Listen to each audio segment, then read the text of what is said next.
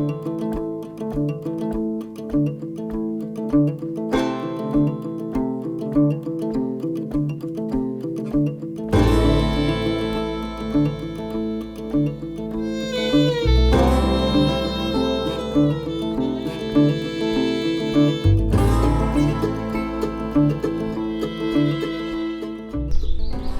hello everybody. Thanks for stopping by the homestead. This week I figured we could talk about how I built this shade cloth for the lawnmower.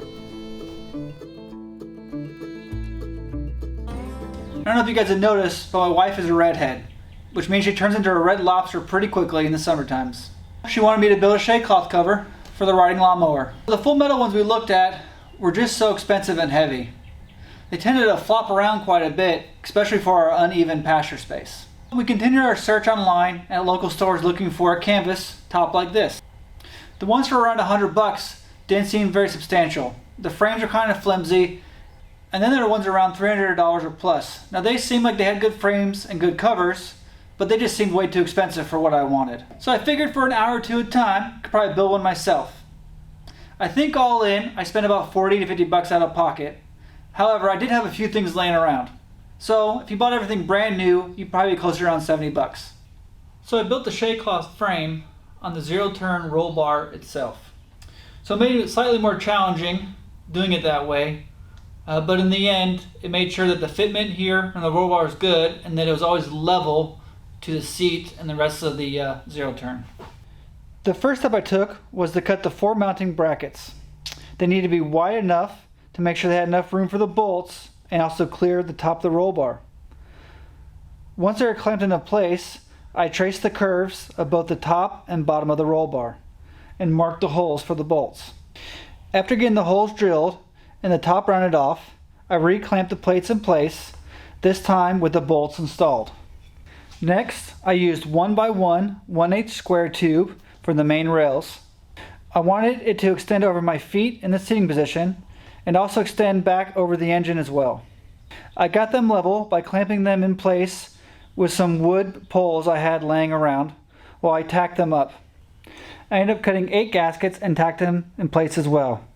I think it would only need 4, but I had the metal scraps laying around. I moved on to the canvas frame. The printer is made of 1-inch flat bar that's an 1/8 of an inch thick, while the 3 ribs are 1/8 inch thick bar. The left and right perimeter are 1 inch longer than the square tube rails. This way it allows the front and back to sit halfway over the rails. I cut the front and back of the perimeter to length by eye and then laid it out to cut the 3 ribs to the same length. I then drilled holes large enough for the threaded rod to fit through. I'll talk more about these rods later on.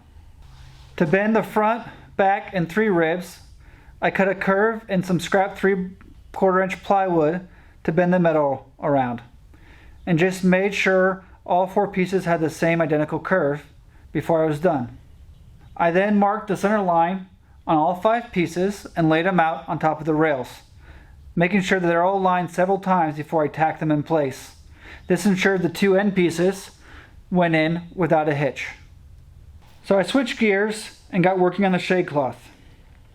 I bought more than enough as we plan to build a cover for the tractor at some point as well. The perimeter here is folded over twice and sewn on the inside. After sewing it, we did notice it pinched up a little bit, which made it shrunk by 1/8 of an inch on the length and 1/4 inch on the width. So make sure when you do it yourself, give your extra little space. Once finished, I stretched it in place over the frame and held down with clamps, and then marked where the holes were that I drilled. To put the grommet in, it's pretty easy, just a simple punch and a die set, and hammer it in place. I came back to the frame and welded in all the threaded rods. I use threaded rods because it's much cheaper than buying individual bolts.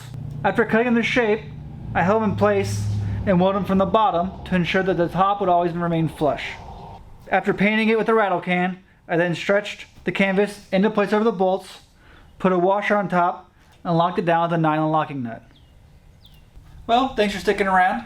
Feel free to let me know what you think of the project down in the comment section. If you have any questions, feel free to put them down there too, and I'll try to answer them as soon as possible.